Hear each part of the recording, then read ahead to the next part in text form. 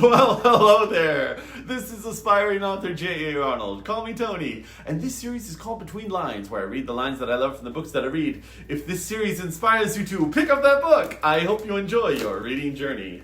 This book comes to us from Kevin Wilson called Run for the Hills. It's time to find Dad. And Mad, Rube, Pep, and Tom are on the hunt. Convincing everyone to get together proves to be a bit of a challenge, as their father, Charles, Carl, whatever, had left every child behind, child after child, with little to no trace of his care or concern. Kids spread out from Massachusetts to Tennessee, from Oklahoma to Utah, like Johnny Appleseed this one. A wreck was the worst way to wake up. Or no, the worst way to wake up was seconds before a wreck. You have time to tense your body, realize you might die, and then you hit something.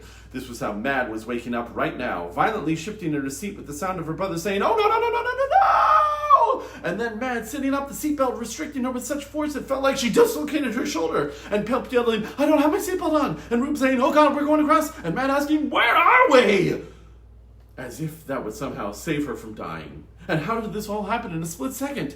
Mad watched as the PT Cruiser slid across the 40 feet of grass that made up the median, the car sliding wildly as it alternately sped up and slowed down as Rube struggled to control it, and she turned to see in the car in the opposite lane coming toward her at the great speed. "Rube, please!" Mad yelled, and Rube said, "Oh God, hold on, wait!"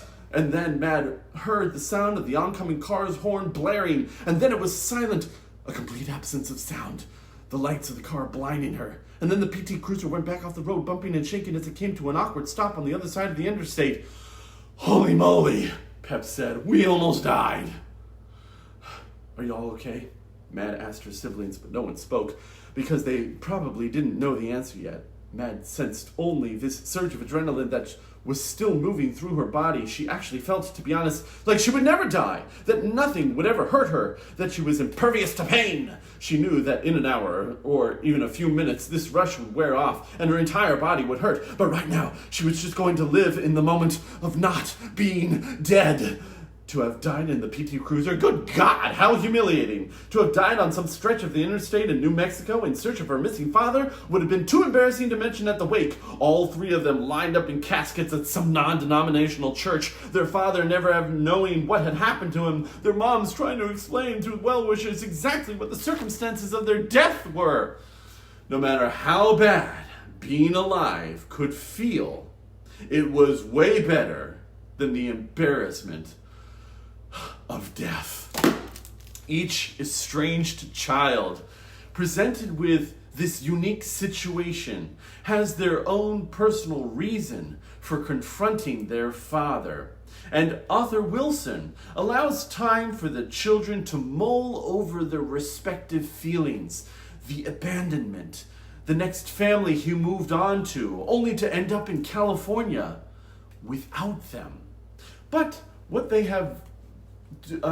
do have is a shared pain, this preternatural gift for self-preservation, and they're not as quick as their father to leave each other. It's a lot to take in, but this cherry red PT Cruiser is up for the job. Well, yes and no. Now, if only they could track this guy down and have him sit for longer than a minute, maybe they can find the answer they've been dying to ask. Why? This has been Run for the Hills by Kevin Wilson. You take what the earth gives you, and you cultivate it, and respect it, and work hard. But it decides what you can and cannot have. If you don't die, sometimes that's enough. Happy reading.